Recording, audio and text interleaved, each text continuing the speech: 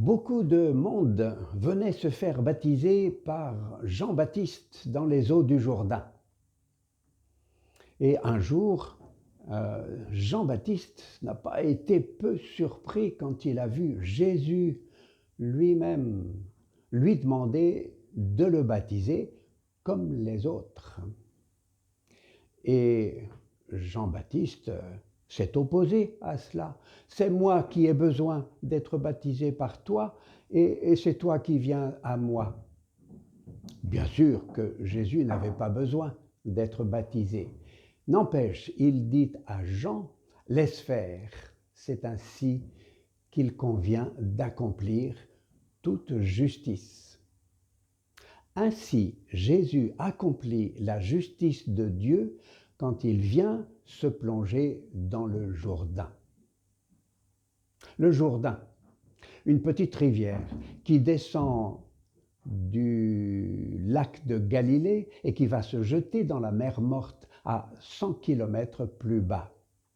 En serpentant dans la vallée, la rivière racle la berge et se charge de limon, de sorte que l'eau de la rivière n'est plus très claire ni très buvable comme elle l'était dans le grand lac.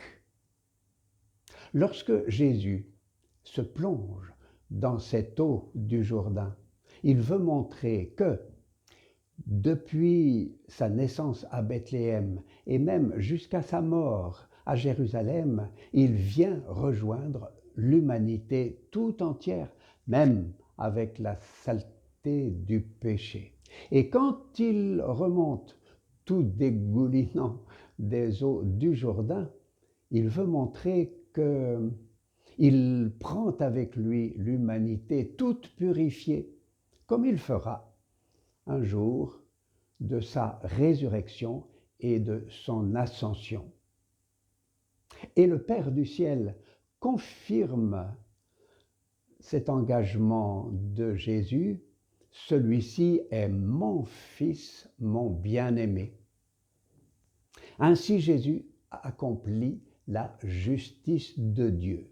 Cette espèce de justice qui révèle le vrai cœur de Dieu, le cœur d'un Père.